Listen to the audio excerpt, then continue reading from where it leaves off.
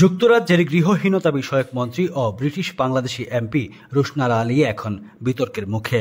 অভিযোগ উঠেছে তিনি পূর্ব লন্ডনের নিজের বাড়ি থেকে পুরনো ভাড়াটিয়াদের উচ্ছেদ করে সেখানে নতুন ভাড়াটেদের কাছ থেকে আগের চেয়ে 700 পাউন্ড বেশি ভাড়া নিচ্ছেন।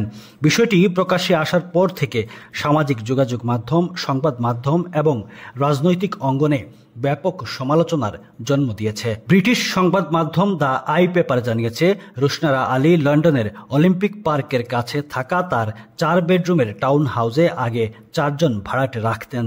তারা সবাই মাসে 3300 পাউন্ড ভাড়ায় থাকতেন। কিন্তু 2024 সালের জুলাইয়ে লেবার পার্টির সরকার গঠনের পর রুশনারা যখন গৃহহীনতা বিষয়ক মন্ত্রী হিসেবে দায়িত্ব নেন, তখন তিনি সেই ভাড়াটেদের লিজ নবায়ন করেননি। একজন ভাড়াটে রেস্তোরাঁ মালিক লরা জ্যাকসন জানান, তাদের 4 মাসের নোটিশ দিয়ে বাড়ি ছাড়তে বলা হয়। ভাড়াটেরা চলে যাওয়ার কয়েক সপ্তাহের মধ্যেই দেখা যায় সেই একই বাড়ি প্রায় 4000 পাউন্ড মাসিক ভাড়ায় আবার বিজ্ঞাপন দেওয়া হয়েছে, অর্থাৎ 700 পাউন্ড বেড়েছে।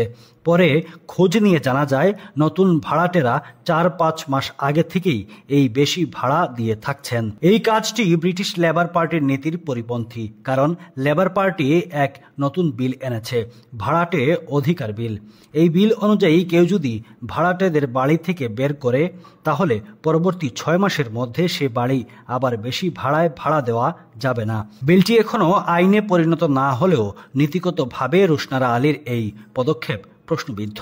বিষয়টি আরও বিতর্কিত হয় যখন জানা যায় পুরনো ভাড়াটিয়াদের কাছ থেকে বাড়ির রং করার জন্য প্রায় 2000 পাউন্ড এবং পেশাদার পরিচ্ছন্নতার জন্য 395 পাউন্ড দাবি করা হয়। অথচ টেনেন্ট ফিস অ্যাক্ট 2019 অনুযায়ী এই চার্জগুলো অবৈধ।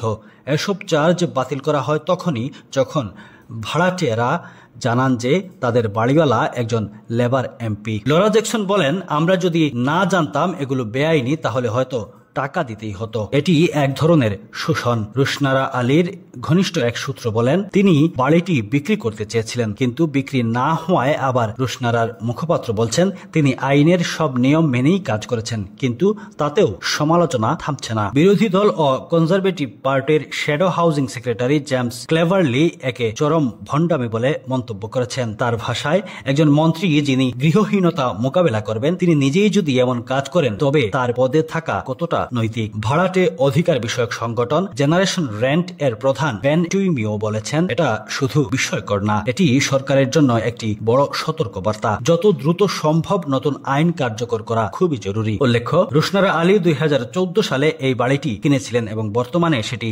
8,94,000 পাউন্ডের বিক্রির জন্য তালিকাভুক্ত রয়েছে, যা তার ক্রয় মূল্যের চেয়ে প্রায় 3 লক্ষ পাউন্ড বেশি।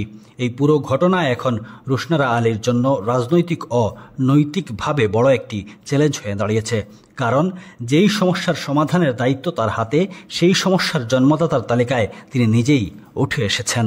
Desk news, UK Bangla live.